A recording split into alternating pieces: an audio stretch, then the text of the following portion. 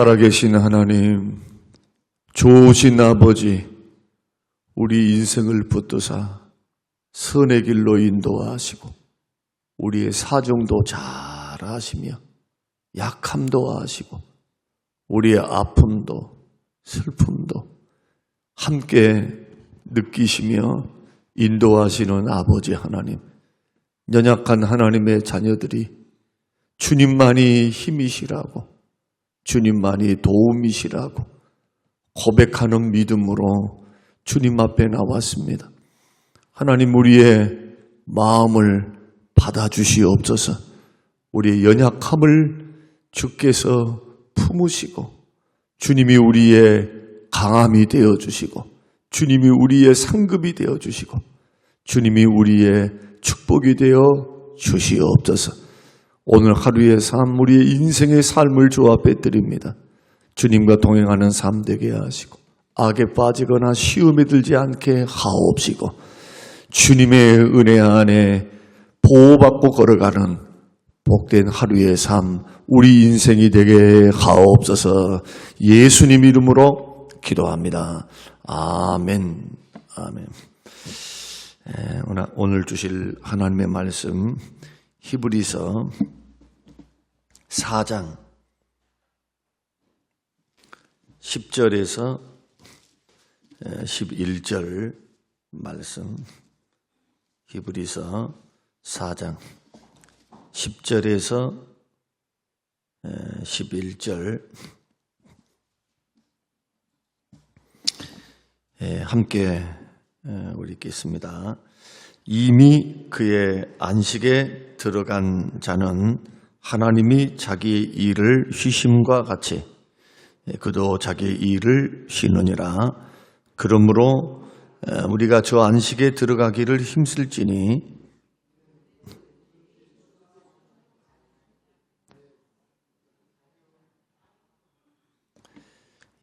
우리 다시 한 번 더 읽겠습니다. 이미 그의 안식에 들어간 자는 하나님이 자기의 일을 쉬심과 같이 자기의 일을 쉬느니라. 그러므로 우리가 저 안식에 들어가기를 힘쓸지니 이는 누구든지 순종하지 아니하는 본에 빠지지 않게 하려 함이라. 아멘. 아멘. 네. 믿음의 길을 걸어간다. 순례의 길을 걸어간다. 천국 길을 걸어간다. 이것을 히브리서에서는 안식에 들어간다. 그렇게 이야기를 합니다. 똑같은 말입니다. 천국에 들어간다. 순례의 길을 걸어가고 있다. 믿음 생활하고 있다.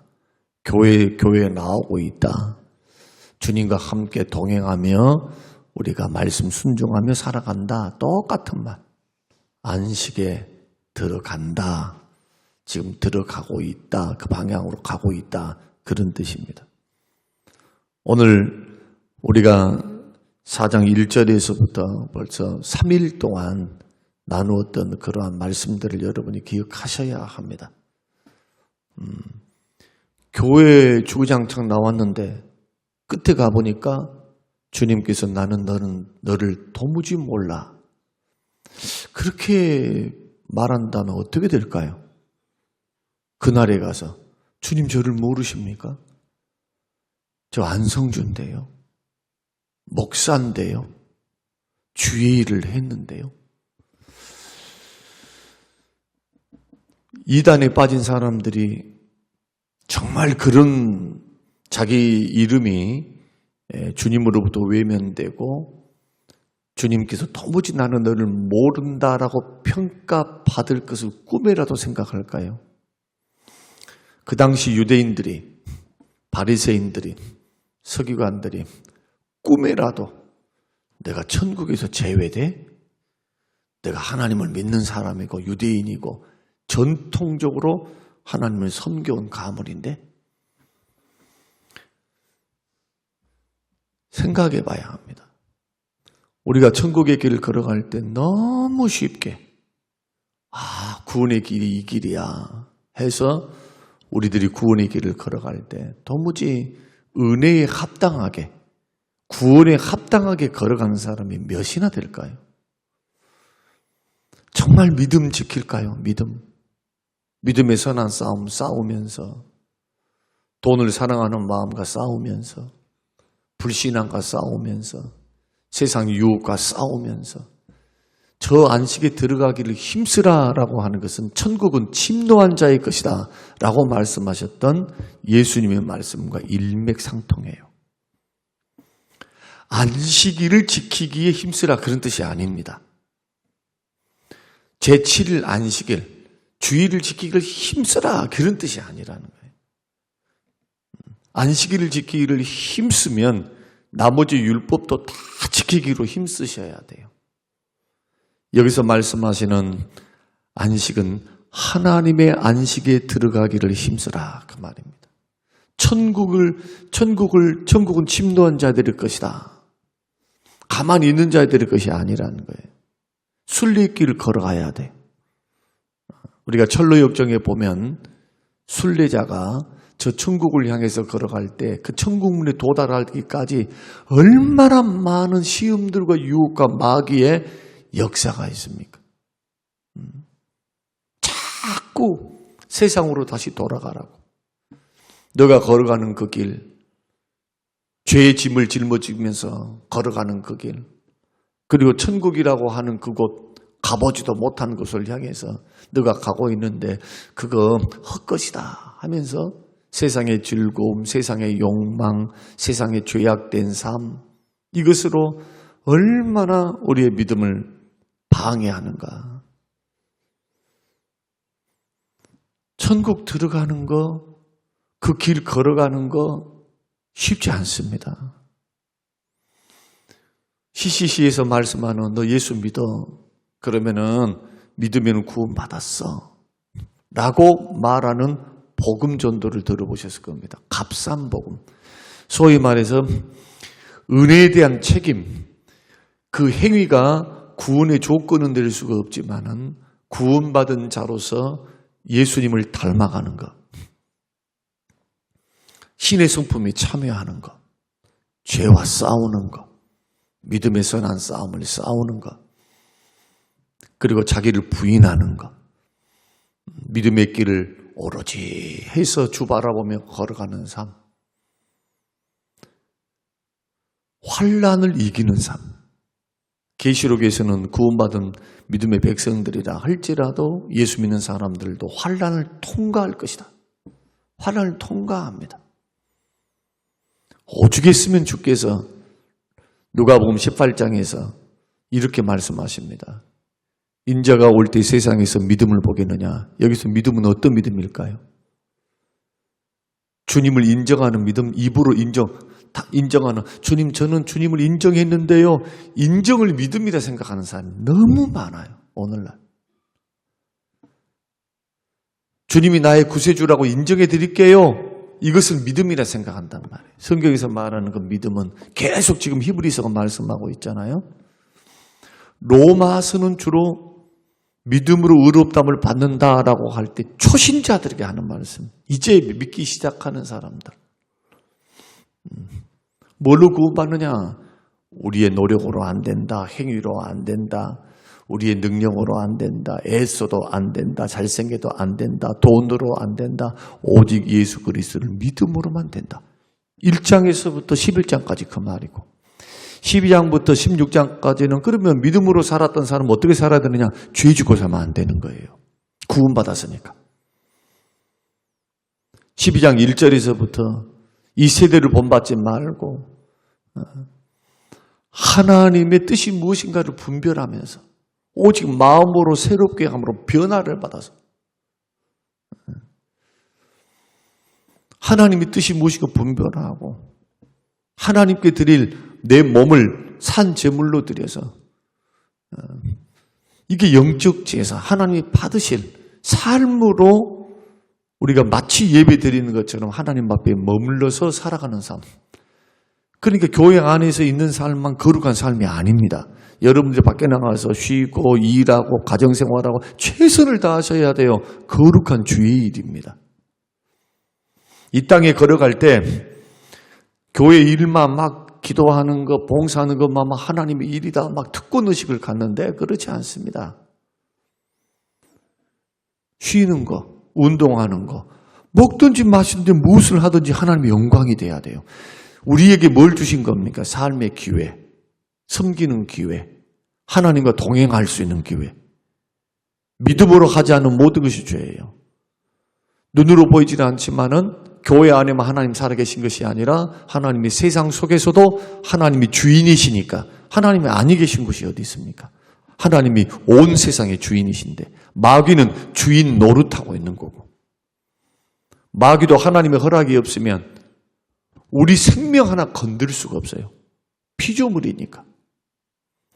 그러나 마귀로 하여금 그렇게 하도록 허용하신 겁니다.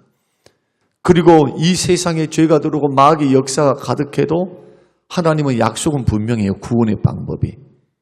내가 너를 붙들게. 내가 너의 구원자다. 너 나 믿고 따라와. 쉽게 설명하는 거예요, 지금. 거기에 반응하는 겁니다. 믿음으로. 불신앙으로. 하나님 믿어봤자 뭔 소용이 있어. 예수 믿어봤자 뭔 소용이 있어. 나는 예수 안 따라갈 거야. 그러면 지옥길로 걸어가는 거예요.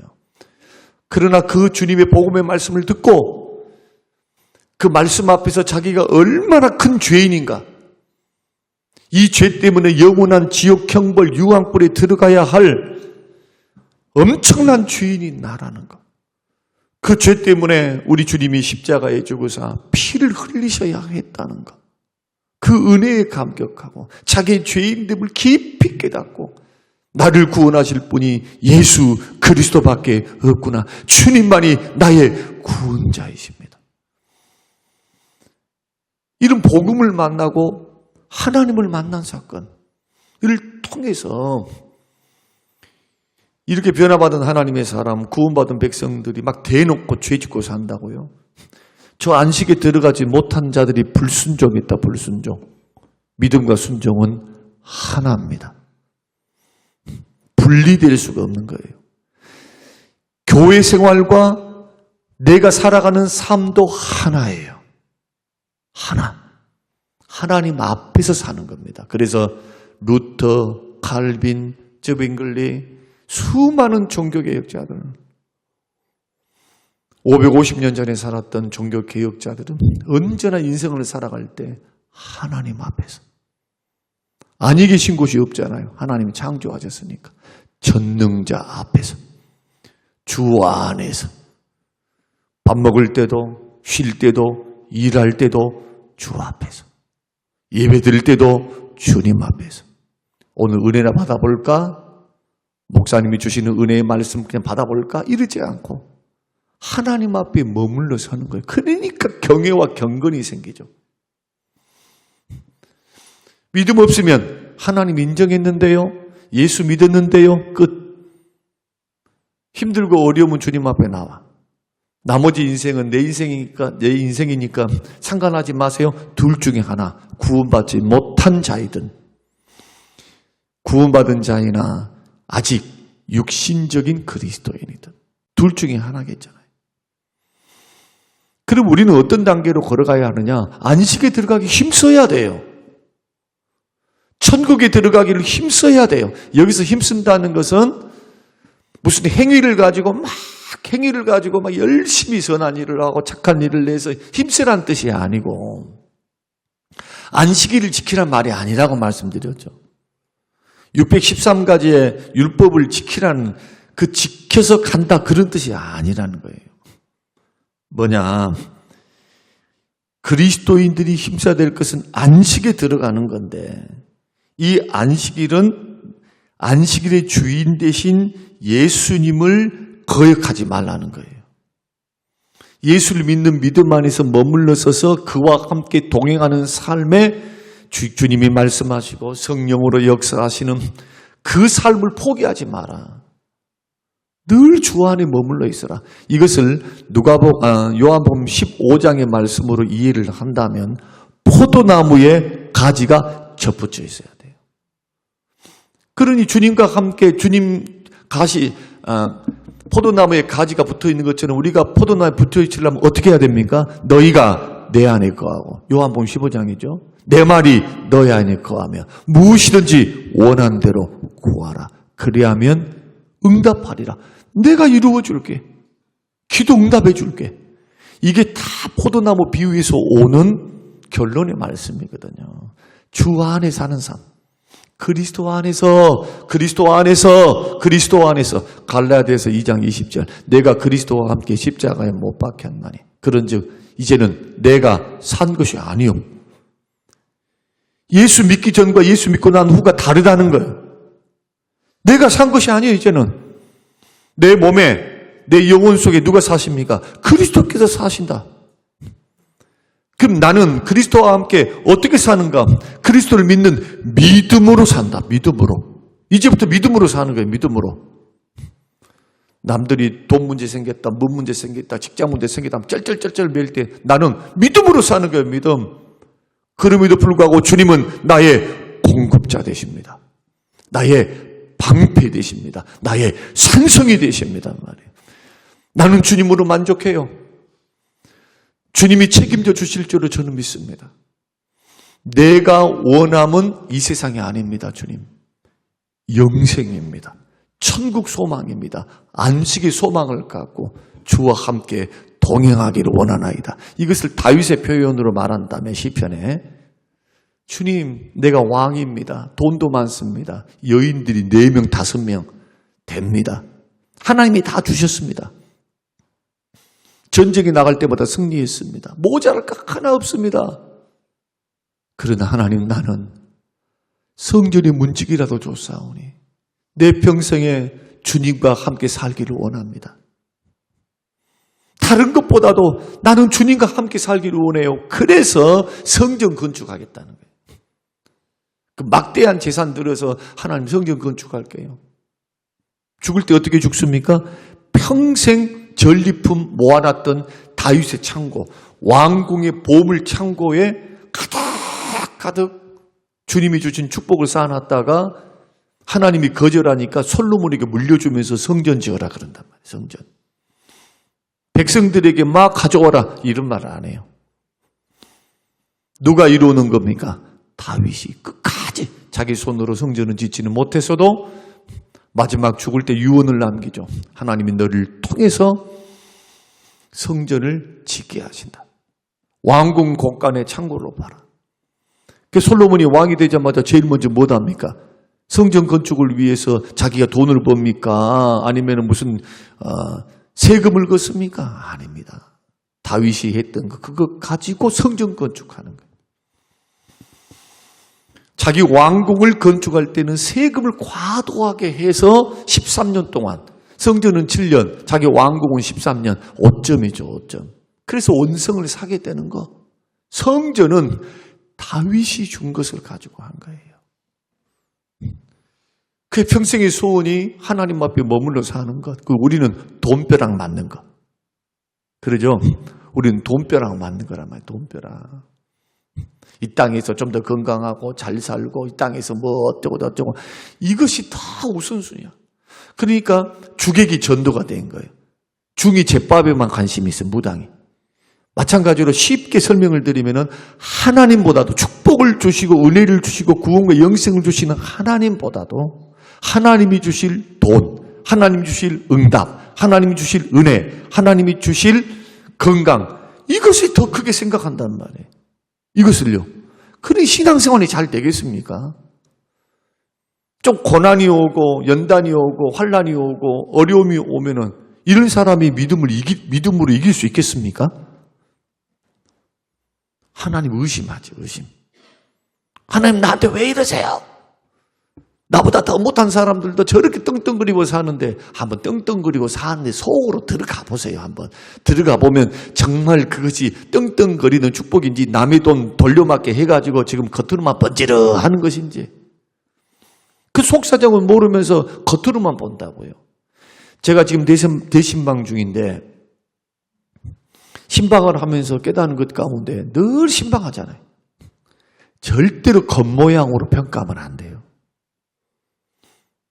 겉모양으로. 문제 없는 인생이 어디 있어요? 어려움이 없는 사람이 어디 있어요? 힘든 일이 없는 사람이 어디 있습니까? 한 사람도 없어요. 공동묘지만 있다니까. 다 고민이 있고 다 아픔이 있고 다 힘듦이 있어요. 그래서 우리에게는 주님이 필요해요.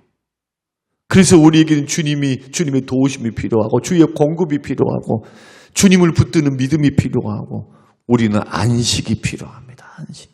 하나님이 주신 안식. 그 안식에 들어가기를 힘써야 돼요. 하나님의 안식에. 주님을 거역하지 않기 위해서 주님 안에 늘 거하면서 내가 천국 길을 걸어가기 위해서. 천국은 침노한 자의 것이니까. 자꾸 그리스도 안에 붙어 있어야 내가 살고 열매를 맺고 함께 일할 수 있고 함께 주님과 동행할 수 있는데 이것은 우리가 해야 될 것이지 주님이 해야 될 것이 아니에요. 주님은 지금 우리와 함께 하십니다. 근데 내가 거부하면은 주님은 인격의 하나님이다니까요. 문만 두드리고 계시는 거예요. 지금 주님이 문 두드리고 계시는 거예요. 요한계시록 3장 20절. 문 두드릴 때 내가 마음의 문을 열면은 주님이 들어와 그와 더불어 먹고 그는 나와 더불어 먹으리라. 인격의 하나님입니다. 억지로 가가지고 막 멱살 잡고 가면서 너 이거 믿어야 돼? 윽박지른 하나님 아니라니까요. 설득하시는 하나님이세요.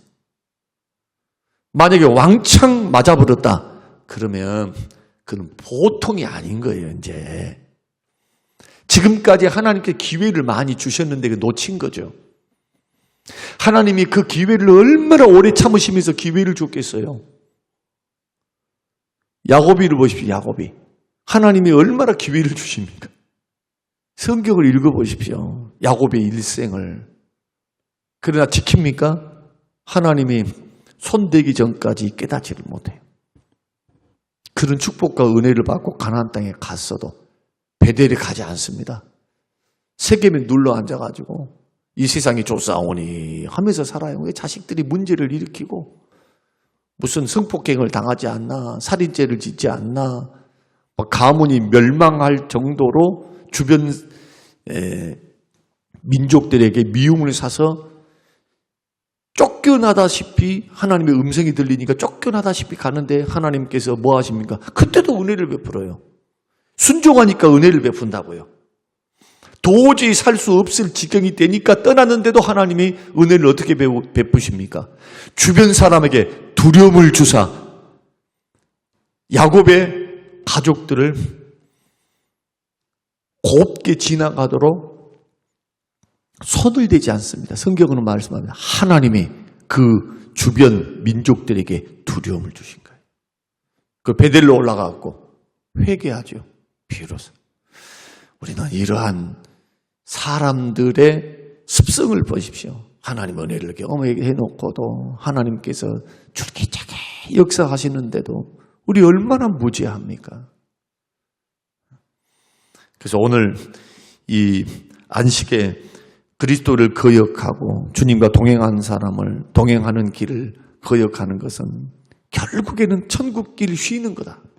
걸어가는 길을 중단하는 게 다 가만 머물러 있는 것과 똑같다. 침노해야 된다. 그렇게 하기 위해서 첫 번째는 뭘 해야 되느냐. 마음을 완고하게 하지 말아야 합니다. 자, 히브리서 3장 13절 한번 읽어보십시다. 13절. 같이 한번 읽겠습니다. 시작. 오직 오늘이라 일컫는 동안에 매일 피차 권면하여 너희 중에 누구든지 죄의 유혹으로 완고하게 되지 않도록 하라. 죄가 들어오면 마음이 완고해집니다. 완고해지면 주의 말씀이 들릴까요? 안 들릴까요? 안 들려요. 안 들려. 한번 시험 들어보세요. 아무리 목사님이 말을 해도 고깝게 들려요. 똑같이 하는 말씀이에요. 근데 꼭 나에게 하는 말씀 같고 나 들으라고 하는 말씀 같이 들립니다. 참 희한해. 그러나 은혜로워 보세요. 내 마음에 은혜가 있어 보세요. 그러면 책망의 말도 단말씀으로 들려요. 이 귀라는 게 그렇게 감정선을 따라서 귀가 듣는 것이 이렇게 달라요. 그래서 아 해도 마음에 시험이 있는 사람은 하고 들어요. 하고 듣고. 너무너무 재밌어요. 목회 한번 해보세요. 한번 강단에서 설교 한번 해보셔 봐봐. 싹 보여요. 싹 사람들의 딱 보면 영적 상태가 보여요. 한 30년 동안 설교를 하면 말을 안 해도 아하, 은혜 받겠구나. 아하, 하나님께서 풀어가시겠구나. 아하, 하나님이 역사하시겠구나. 아하, 아직 멀었구나. 시험 중에 있구나.